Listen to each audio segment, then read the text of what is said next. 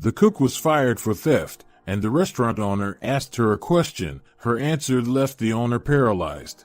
The rising sun painted the Bayview sky in shades of orange and pink, reflecting off the calm waters of the Pacific. This small coastal town in California was slowly waking up, the streets still empty except for a few early bird fishermen and shop owners opening their doors. In the heart of town, a wooden sign gently swayed in the sea breeze. The restaurant, with its large windows and red brick facade, was more than just a place to eat. It was the community's gathering spot, where stories were shared, friendships formed, and traditions kept alive. Eleanor Thompson, a 50-year-old woman with gray hair and determined eyes, unlocked the back door of Seabreeze. Her steps echoed in the empty kitchen as she turned on the lights and began her daily routine. The lines on her face told the story of a life not devoid of challenges, but her eyes sparkled with the strength of someone who had faced storms and survived. As Eleanor checked the supplies, the door opened again. Maria Gonzalez, the 45-year-old chef, entered with a warm smile. "Good morning, Eleanor," she called, her Mexican accent soft but noticeable. "Good morning, Maria," Eleanor responded, returning the smile. The two women had worked side by side for over a decade, and Seabreeze was as much Maria's dream as it was Eleanor's. As the sun climbed higher in the sky, the restaurant came to life. The aroma of fresh bread and coffee mixed with the salty scent of the sea. The first customers arrived, fishermen weary from a night at sea, teachers on their way to school, retirees seeking company. "Eleanor," Maria called from the kitchen, "I think we could change up the menu a bit. How about we add my new fish dish?" Eleanor hesitated. "I don't know, Maria. Our customers like consistency." A slight frown crossed Maria's face, but she nodded and went back to work. The day passed in a whirlwind of activity. Eleanor moved among the tables, chatting with customers, many of whom she knew by name. Seabreeze buzzed with conversation and laughter. As the afternoon wore on, Eleanor retreated to her small office in the back. Sitting at her worn desk, she opened the ledger. Her eyes scanned the numbers, and a crease of worry formed on her forehead. Something wasn't right. Small amounts were missing, not a lot, but enough to notice. Eleanor furrowed her brow, her mind racing through possibilities. Could it be a mistake? Or something more sinister? She looked out the office window, watching Maria work efficiently in the kitchen. A knot formed in her stomach. No, she thought, shaking her head. Not Maria. Never Maria. But the seed of doubt had been planted. When the last customer left and the doors were locked, Eleanor and Maria sat down for their customary end-of-night cup of tea. "It was a good day," Maria said, smiling tiredly. Eleanor nodded, but her mind was on the discrepancies in the ledger. "Yes, it was," she replied absently. Maria noticed Eleanor's distraction. "Is everything okay?" she asked, concern evident in her voice. Eleanor forced a smile. "Of course, just tired." As they said goodbye and stepped out into the cool Bayview night, Eleanor couldn't shake the feeling that something had changed. The trust she had always had in Maria, the friendship they shared, suddenly seemed to be on shaky ground.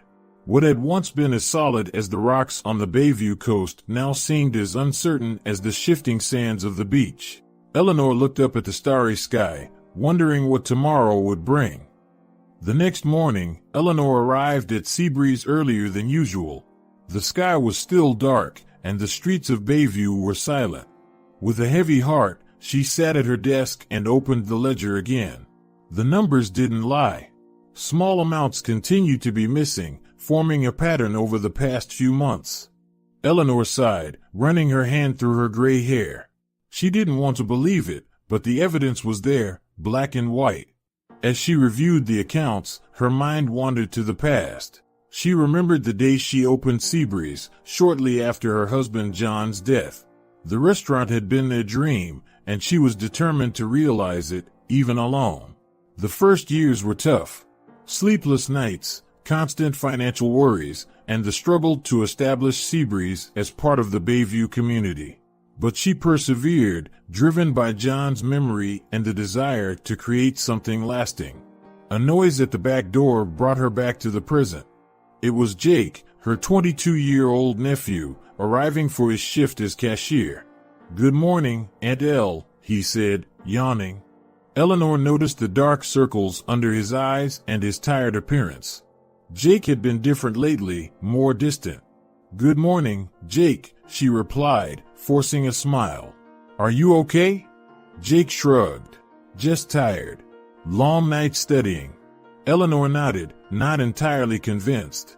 She watched Jake prepare the cash register for the day, her mind still on the financial discrepancies. As the day progressed, Eleanor closely watched every movement in the kitchen and at the cash register. Her eyes followed Maria as she moved gracefully through the kitchen, preparing dishes that made customers return day after day. Maria noticed Eleanor's gaze. "Is something wrong?" she asked during a quiet moment. Eleanor hesitated. "No, nothing," she lied, feeling guilty for her suspicions. In the afternoon, Eleanor called Jake into her office.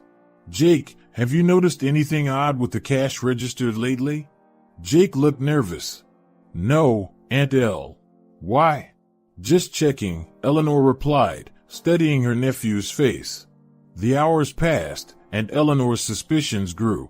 Each time Maria or Jake approached the cash register, her heart tightened. Finally, after closing, Eleanor couldn't take it anymore. She asked Maria to stay after everyone had left. "Maria, we need to talk," Eleanor began, her voice trembling slightly. Maria nodded, looking confused. "Of course, what's up?"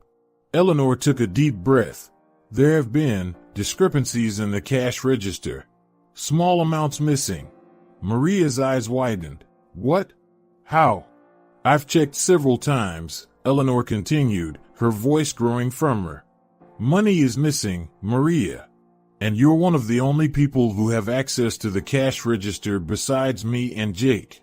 Maria's face paled. "Eleanor, you can't be thinking. I would never steal from you. Never. I want to believe you, Maria. But the evidence." "What evidence?" Maria interrupted, her voice rising. "I've dedicated my life to this place, just as much as you have." Eleanor felt tears in her eyes. "I know, and that's why this hurts so much. But I can't ignore the facts." Maria stood up, trembling with anger and hurt. "After all these years, you don't trust me? How can you think I would do this?" "Maria, please, if you're having financial troubles, we can talk. I didn't steal anything." Maria shouted, tears streaming down her face. "I can't believe you think this of me." Eleanor felt her heart break, but she remained firm. "I'm sorry, Maria. But I can't take the risk. You're fired." The silence that followed was deafening. Maria looked at Eleanor as if she were a stranger. "You'll regret this, Eleanor," Maria finally said, her voice low and trembling. "You're making a terrible mistake." With that, Maria walked out of the kitchen, leaving Eleanor alone with her doubts and her broken heart. Outside, the lights of Bayview twinkled in the night, oblivious to the drama unfolding inside Seabreeze. Eleanor sank into a chair, wondering if she had just made the biggest mistake of her life. The news of Maria's dismissal spread through Bayview like wildfire. In a small town, secrets have a short life, and soon everyone knew about the theft accusation against the beloved chef of Seabreeze. Maria woke up the next morning with the weight of the world on her shoulders. Her husband, Carlos, gave her a tight hug before heading to his job at the local factory. "It'll be all right, my love," he whispered, but Maria could hear the worry in his voice. Determined to clear her name, Maria set out in search of a new job. But at every door she knocked, she encountered suspicious looks and vague excuses. At Lola's cafe, the owner looked at her with pity. "I'm sorry, Maria, but I can't take the risk. You understand, don't you?" At Mr. Giovanni's Italian restaurant, the response was even harsher. "We don't hire thieves here," he said, slamming the door in Maria's face. With each rejection, Maria felt her heart sink further. The town she considered her home now treated her like a pariah. Meanwhile, at Seabreeze, Eleanor faced her own battles. Maria's absence was felt in every dish that came out of the kitchen. The customers noticed the difference.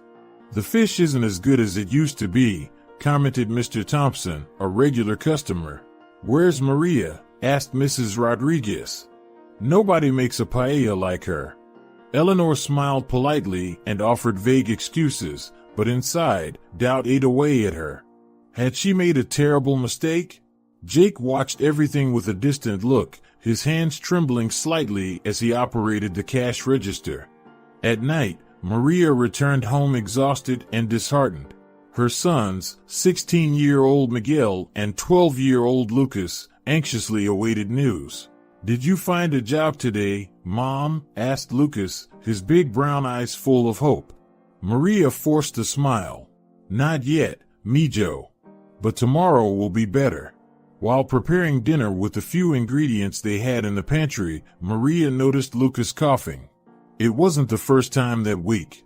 "Are you okay, Lucas?" she asked, placing her hand on her son's forehead. Lucas nodded, but Maria noticed he was warmer than usual. A new worry joined the many that already weighed on her heart. Days turned into weeks. Maria continued her fruitless job search, while Seabreeze struggled to maintain its standards without its star chef. Eleanor hired a new chef, a young man fresh out of culinary school. But his elaborate and pretentious dishes did not please the simple palates of the Bayview residents. "This isn't real food," complained old fisherman Joe, pushing his plate of Mediterranean fusion with Asian touches away. Empty tables became an increasingly common sight at Seabreeze. Eleanor spent sleepless nights, worried about the future of the restaurant she and John had dreamed of together. Jake, for his part, seemed more and more nervous and jittery. Eleanor caught him several times dozing off at work or disappearing for long periods. "Is everything all right, Jake?" she asked one day, concerned. "Sure, Aunt Elle. Just haven't been sleeping well," he replied, avoiding her gaze. At the Gonzalez home, the situation worsened by the day. Lucas's cough intensified, and now he had a fever almost every night. "We need to take him to the doctor," insisted Carlos. Maria agreed, though the thought of medical bills made her nauseous. Without her salary from Seabreeze, every penny counted. At Dr. Peterson's office, the diagnosis was worrying. "Lucas has a serious respiratory infection," the doctor explained. "He needs antibiotics and possibly some tests." Maria felt the ground disappear beneath her feet. How would they pay for all this? Back at Seabreeze, Eleanor was checking the accounts when she noticed something strange. The discrepancies in the cash register continued, even after Maria's departure. Her stomach tightened with a mix of confusion and guilt. That night, two women on opposite sides of Bayview faced sleepless nights. Maria, worried about Lucas's health and the mounting bills. Eleanor, tormented by the possibility that she had made a terrible mistake. Dawn brought a new day, but for Maria and Eleanor, the shadows of the night seemed to linger, reminding them of the high cost of distrust and hasty decisions. Seabreeze, once the pulsating heart of Bayview, now seemed like a ghost of its former self. Eleanor, with deep circles under her eyes and slumped shoulders, watched yet another meal being returned to the kitchen. "I'm sorry, Eleanor," said Sarah, the waitress, with a look of pity. "Mr. Johnson said the fish is too dry." Eleanor sighed, running her hand through her graying hair. It was the third chef she had hired since Maria's departure, and none of them could capture the magic that the former chef brought to the kitchen. "Chef Anton," Eleanor called, entering the kitchen. "We need to talk." The young chef, with his tall hat and arrogant expression, barely looked at her. "Yes, Mrs. Thompson?" "The complaints are increasing. We need to simplify the menu, go back to the roots of Seabreeze." Anton huffed. "With all due respect, ma'am, my cooking is art. I cannot compromise my vision." Eleanor felt her frustration grow. "Your vision is driving our loyal customers away." After a heated discussion, Eleanor found herself, once again, without a chef. Anton stormed out, leaving behind a chaotic kitchen and a restaurant on the brink of collapse. Alone in her office, Eleanor allowed herself a moment of weakness. Silent tears streamed down her face as memories flooded her mind. She remembered the day Maria arrived, years ago, bringing with her family recipes and a warm smile. How the two had worked side by side, turning Seabreeze into the heart of the community. "Oh, John," she whispered to the photo of her late husband on the wall. "What if I've made a terrible mistake?" Across town, Maria faced her own battle. Lucas, now constantly feverish, slept restlessly on the worn sofa in the living room. Medical bills piled up on the kitchen table, a constant reminder of their desperate situation. "Mom," called Miguel, entering the kitchen. "I can get a job after school. Help with the bills." Maria felt her heart tighten. "No, Mijo. Your education comes first. We'll find a way." But as she spoke those words, Maria wondered how exactly they would find a way. Each day brought new expenses, and their savings were nearly depleted. Back at Seabreeze, Eleanor noticed Jake acting even stranger than usual. He seemed nervous, always looking over his shoulder, his hands trembling slightly as he operated the cash register. "Jake," she called, approaching her nephew. "Are you okay? You seem tense." Jake forced a smile that didn't reach his eyes. "All good, Aunt Elle. Just a bit tired, you know." But Eleanor was not convinced. There was something in Jake's eyes, a shadow she couldn't decipher.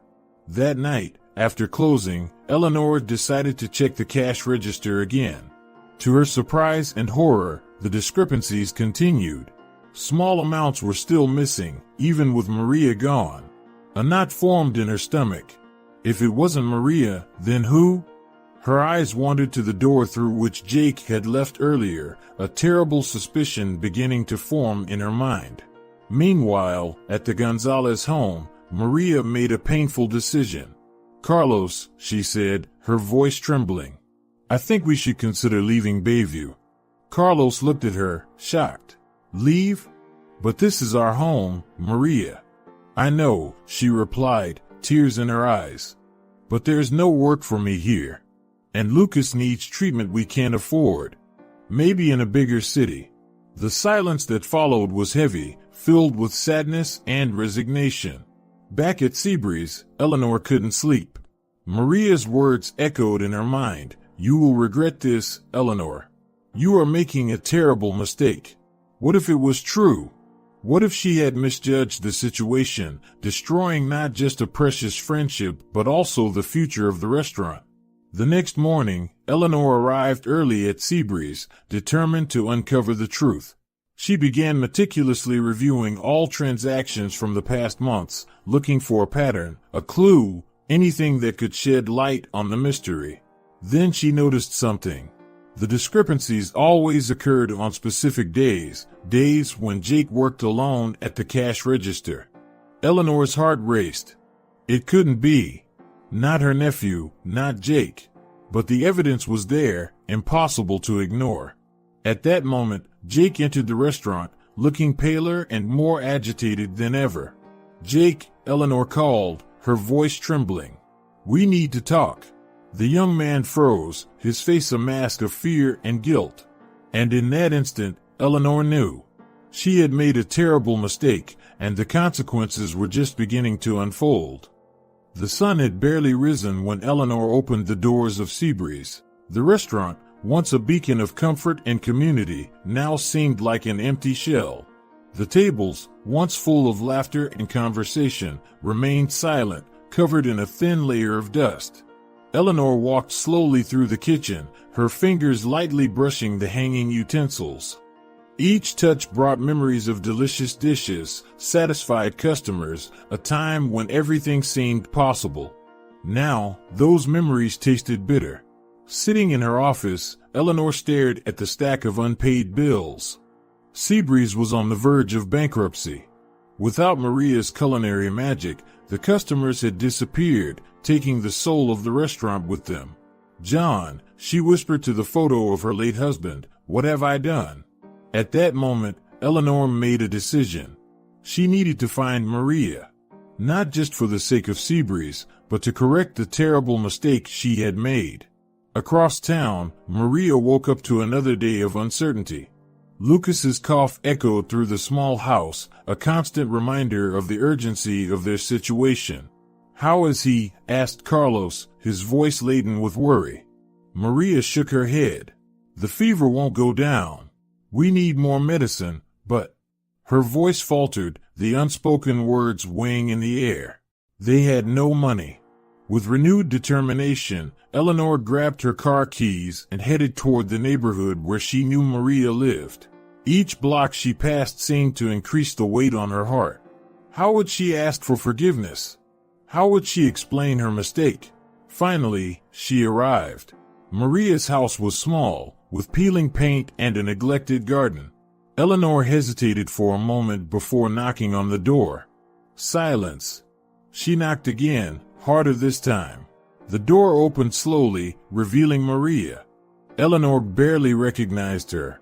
The vibrant, lively woman she had known seemed to have aged years in just a few weeks. Her eyes, once bright, were now dull and surrounded by deep dark circles. "Eleanor?" Maria's voice was a mix of surprise and caution. "Maria, I—" Eleanor began, but was interrupted by a coughing fit from inside the house.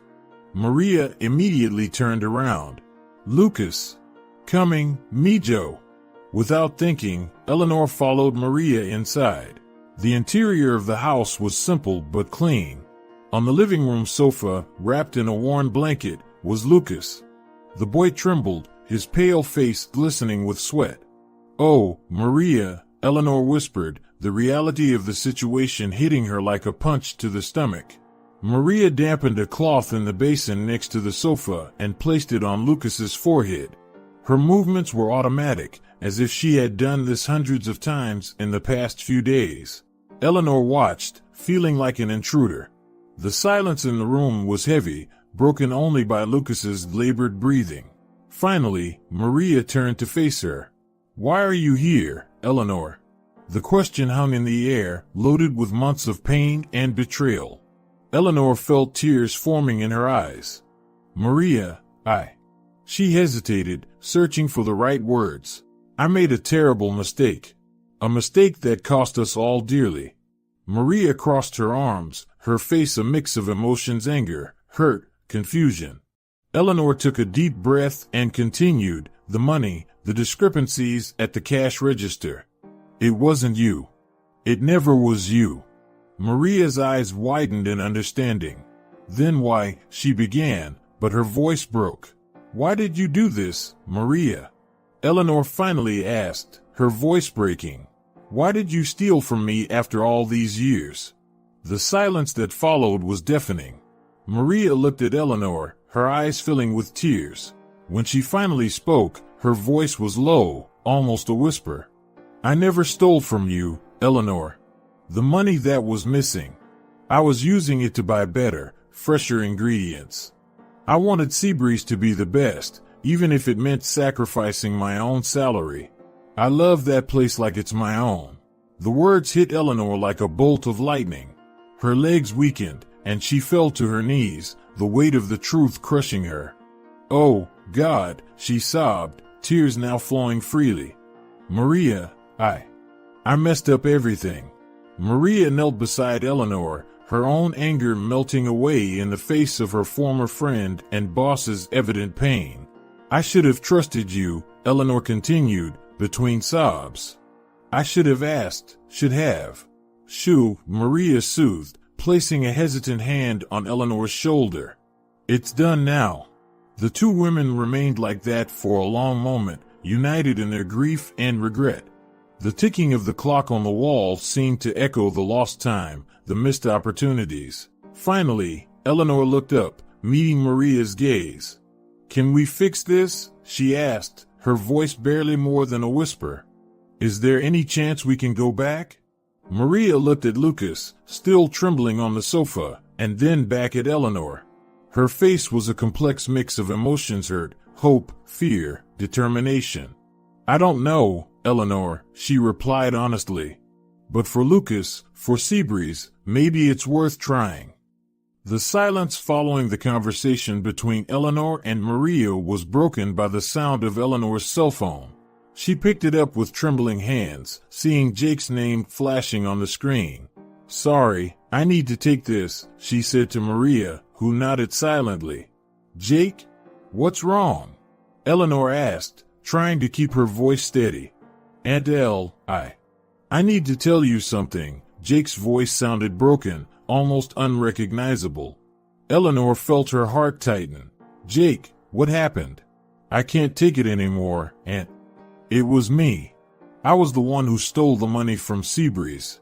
Jake's words confirmed Eleanor's suspicions, but hearing the confession aloud was like a punch to the stomach. She looked at Maria, who watched with concern. Jake, where are you? Stay there, I'm coming to you, Eleanor said, hanging up the phone. Turning to Maria, Eleanor quickly explained the situation. Maria, I need to go. Jake confessed. He's the one who stole the money. Maria was stunned, the implications of this sinking in. Go, she said simply. Take care of him. Eleanor rushed to her car, her mind spinning with the revelations of the last few minutes. As she drove to Jake's apartment, memories flooded her mind. Jake is a child, laughing and running around Seabreeze. Jake is a teenager, helping on weekends. When had things gone so wrong? Arriving at Jake's building, Eleanor climbed the stairs 2 at a time. She knocked on the door, calling her nephew's name. Jake opened the door, his eyes red and swollen from crying. Aunt Elle, I'm so sorry. I really am. Eleanor entered, closing the door behind her. The apartment was a mess, with clothes scattered and empty bottles everywhere. Jake, what happened? Why did you do this? Eleanor asked, her voice a mix of disappointment and concern. Jake collapsed on the sofa, covering his face with his hands. I started using drugs. At first, it was just occasionally, at parties. But then I couldn't stop. Eleanor sat beside him, placing a hand on his shoulder. Oh, Jake, I needed money to buy more. I started taking a little here, a little there. I thought no one would notice, Jake continued, sobbing. But then the debt got bigger, and the guy started threatening me. I didn't know what to do. Eleanor felt tears running down her own face. How had she not noticed? How had she let things get to this point? Jake, why didn't you tell me? I could have helped, she said softly. Jake lifted his face, his eyes full of shame. I was afraid. Afraid of disappointing you, of admitting I had failed. And then, when you accused Maria, I panicked. I knew I should tell the truth, but I was so scared. Eleanor pulled Jake into a tight hug, feeling her nephew's body shake with sobs. We'll fix this, Jake. Together. But first, we need to right the wrongs we've done. Meanwhile, back at Maria's house, Lucas had woken up and was sitting on the sofa, still pale, but a bit more alert. Mommy, who was that lady? He asked, his voice hoarse. Maria sat next to her son, running her hand through his sweaty hair. That was Eleanor, Mijo. My former boss at Seabreeze. The one who accused you of stealing? Lucas asked, furrowing his brow. Maria sighed. Yes, but things are complicated, Mijo. Sometimes, people make mistakes, even when they have good intentions.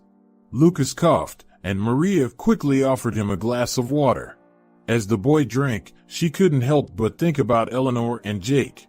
The anger she had felt for so long was starting to give way to a complex mix of emotions: compassion, sadness, and even a little hope. Back at Jake's apartment, Eleanor was helping her nephew pack a bag. You're going to stay with me for a while, she said firmly. We're going to get you into a rehab center. We'll get through this together, Jake. Jake nodded, tears still streaming down his face. Aunt Elle, what about Seabreeze? And Maria? I messed up everything. Eleanor took a deep breath. Yes, Jake, you made a grave mistake. But I did too. I accused an innocent person without solid evidence. Now, we have to do whatever we can to fix things. As they packed, Eleanor called Maria. Maria? Sorry to call so late. We need to talk. About everything. Could you come to Seabreeze tomorrow morning? There was a pause on the other line before Maria responded, Yes, Eleanor. I'll be there. Hanging up the phone, Eleanor looked at Jake, who looked small and frightened, so different from the confident young man she knew. Tomorrow will be a new day, she said, both to Jake and to herself. A day to start mending our mistakes. That night, in different parts of Bayview, 3 tormented souls struggled to sleep. Eleanor, consumed by guilt and determined to set things right. Jake, facing the demons of his addiction and the consequences of his actions. And Maria, torn between the hurt of the past and the possibility of a reconciled future. Dawn would bring not just a new day, but a chance for redemption, forgiveness, and perhaps a new beginning for them all. The sun had barely risen when Eleanor opened the doors of Seabreeze. The air still carried the scent of fresh coffee and newly baked bread, a reminder of better days. She sighed, looking around the empty restaurant, waiting for Maria's arrival.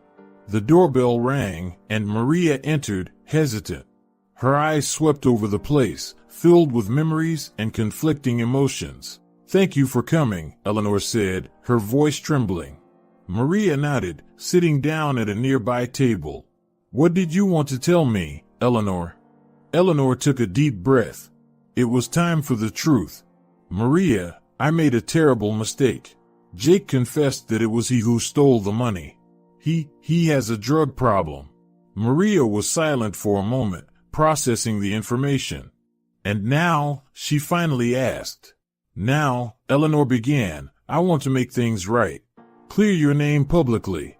Offer you your job back, if you'll accept it. The words hung in the air, loaded with hope and apprehension. Maria looked out the window, thoughtful. It's not that simple, Eleanor. Trust was broken. The whole town saw me as a thief. At that moment, the door opened again. It was Mayor Thompson, followed by some local residents. Eleanor had invited them for an important meeting. Ladies and gentlemen, Eleanor began, her voice slightly trembling, I called you here to make a public confession and apology. The next few minutes were intense. Eleanor explained the mistake, exonerating Maria from any blame. There were murmurs of surprise and disbelief among those present. Maria, Eleanor said, turning to her, I asked for forgiveness. Not just on my behalf, but on behalf of all Bayview. All eyes turned to Maria, who seemed to struggle with her own emotions. I need time, she finally said. In the days that followed, the news spread throughout the town. Some people approached Maria to apologize, while others still looked at her with suspicion. At Seabreeze, Eleanor struggled to keep things running. The customers were still few, and those who came often asked about Maria. Is she coming back? Was a frequent question. Eleanor could only answer, I hope so. Meanwhile, Jake began his treatment. The first weeks were tough, with withdrawal crises and moments of weakness. Eleanor visited him regularly, offering support and unconditional love. Maria, on her own, faced her battle. Lucas's health slowly improved, but the bills continued to pile up. She found herself looking at the phone, considering calling Eleanor, but always hesitated at the last moment. The path to redemption was proving arduous and filled with obstacles. But in Bayview, small steps were being taken towards healing and forgiveness. Autumn had arrived in Bayview, bringing with it cold winds and golden leaves. At Seabreeze, Eleanor looked out the window, her mind working furiously. She knew she needed to do something to help Maria and, at the same time, bring the community back together. That's when the idea struck, a charity dinner. Not just to raise funds for Lucas's medical expenses, but also to show Bayview the true spirit of community they had always had. With a racing heart, Eleanor picked up the phone and called Maria. After a few rings, Maria's hesitant voice answered. "Hello? Maria, it's Eleanor. I had an idea and I'd like to discuss it with you. Can we meet?" There was a pause on the other side of the line before Maria responded, "Okay." "In the park, in an hour?" An hour later, the two women met at Bayview's Central Park. Eleanor excitedly explained her idea for the charity dinner. "We could use Seabreeze, invite the whole town. All proceeds would go to Lucas's medical expenses. What do you think?" Maria listened silently, her face a mask of conflicting emotions. When Eleanor finished, she shook her head slowly. "No, Eleanor. I appreciate the intention, but I can't accept." "But why?" Eleanor asked, surprised. "It feels like charity. Or worse, a way for you to alleviate your guilt," Maria responded, her voice tense. "I don't want to be a charity project for this town." Eleanor felt her heart sink. "It's not like that, Maria. It's about the community coming together, about us doing the right thing." But Maria remained firm. "I'm sorry, Eleanor. The answer is no." In the days that followed, Eleanor refused to give up on the idea. She began making calls, trying to organize the event even without Maria's approval. However, obstacles soon began to emerge. Local suppliers, still hesitant due to the recent controversy, were reluctant to get involved. "I'm sorry, Eleanor," said Mr. Johnson, the local seafood supplier. "But I can't risk my reputation at this time." Longtime customers of Seabreeze also expressed their doubts. "A charity dinner?" "I don't know, Eleanor," commented Mrs. Patel, a regular customer. "Things still seem a bit complicated." To make matters worse, Jake, who was in recovery, heard about the planned event and panicked. Fearing that his involvement in the theft would be publicly exposed, he began to secretly sabotage Eleanor's efforts. Mysterious calls canceling reservations, rumors spread around town about the quality of the food at Seabreeze, all were the work of Jake, consumed by fear and guilt. The community of Bayview remained divided. Some saw the dinner as an opportunity for healing, others as a transparent attempt by Eleanor to clean up her image. Frustrated but determined, Eleanor decided to make one last attempt to convince Maria. She went to the Gonzalez's house, finding Maria in the front garden. "Maria, please reconsider," Eleanor pleaded. "This dinner could do a lot of good, not just for Lucas, but for the entire community." Maria turned, her eyes flashing with anger. "Don't you understand, Eleanor? It's not just about the money. It's about dignity, about trust. You broke that, and now you expect to fix everything with a dinner?" The argument quickly escalated, years of hurt and resentment coming to the surface. "I'm trying to do the right thing," Eleanor shouted, tears in her eyes. "Too late," Maria retorted. "You should have thought of that before accusing me, before destroying my reputation." The argument drew the attention of neighbors, who discreetly watched from their windows and gardens. "The dinner is canceled," Maria finally declared, her voice cold. "I want no part of it." Eleanor stood there, stunned, as Maria walked back into her house, slamming the door behind her. The sound echoed down the quiet street, symbolizing the apparent end of their hopes for reconciliation. That night, Eleanor sat alone in the empty Seabreeze, staring at the half-finished posters for the charity dinner. Everything seemed to have gone wrong. The town was still divided, Maria was still hurt, and now the only plan she had to fix things had fallen apart. Across town, Maria lay in bed, unable to sleep. Eleanor's words echoed in her mind, mixed with her own conflicting emotions. Part of her wanted to forgive, to believe in Eleanor's sincerity. But the other part, the part that was wounded and betrayed, couldn't let go of the hurt. In his apartment, Jake trembled, consumed by guilt for his recent actions. He knew he was only making things worse, but fear prevented him from confessing. Bayview, once a united town, now seemed irrevocably fragmented. The charity dinner, meant to be a bridge to reconciliation, had become yet another point of contention. The day of the charity dinner dawned with palpable tension in the air of Bayview. Despite Maria's previous objections, Eleanor decided to go ahead with the event, hoping that somehow it could be the catalyst for the healing the community so desperately needed. At Seabreeze, Eleanor worked frantically, arranging tables and checking the final preparations. Her hands trembled slightly as she adjusted the cutlery, the weight of the night ahead weighing on her shoulders. Unexpectedly, the door opened. It was Jake, looking pale and nervous. "Aunt Elle," he said, his voice shaky, "I need to talk to you." Before Eleanor could respond, the first guests began to arrive. The tension in the air was almost palpable, with curious looks and whispers circulating around the room. While Eleanor greeted the guests, Jake stepped up onto the small makeshift stage. With trembling hands, he picked up the microphone. "Good evening, everyone," his voice echoed through the restaurant, silencing the crowd. I have something to confess." What followed was an emotional and detailed confession. Jake revealed everything: his drug addiction, the theft of money, his recent sabotage of Eleanor's efforts. With each word, the shock was visible on the faces of those present. Eleanor, paralyzed by surprise, watched the scene unfold. Her eyes met Maria's, who had just entered the restaurant, drawn by the commotion. When Jake finished, sobbing and asking for forgiveness, a heavy silence fell over Seabreeze. It was Maria who broke it, walking slowly to the stage. "Jake," she said, her voice surprisingly gentle, "thank you for your courage." Turning to the stunned crowd, Maria continued, "We all make mistakes. We all judge too quickly at times. But what defines us are not our mistakes, but how we choose to correct them." Eleanor, with tears in her eyes, joined Maria on the stage. "Maria is right," she said. "This dinner is not just about raising funds. It's about forgiveness, about rebuilding our community."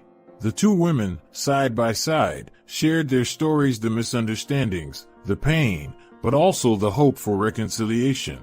With each word, the atmosphere in the restaurant shifted, the tension giving way to a collective understanding. When they finished, hesitant applause began, growing into an emotional ovation. Tears were visible on many faces. Maria, in a symbolic gesture, headed to the kitchen. Minutes later, she emerged with a dish not on the planned menu, a unique fusion of her favorite dishes with Eleanor's, a culinary representation of their shared journey. As the guests savored the meal, conversations flowed freely. Old grievances were openly discussed, apologies were offered and accepted. The community of Bayview, so divided for so long, began slowly to heal. At the end of the night, Eleanor and Maria found themselves alone in the kitchen of Seabreeze. "So," Eleanor began hesitantly, "what happens now?"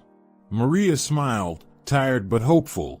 "Now, Eleanor, we start over. Together."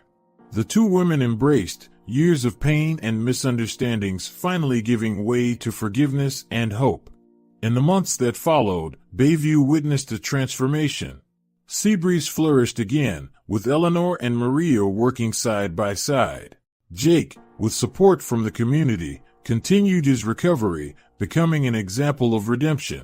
1 year after the charity dinner, Seabreeze was bustling with life.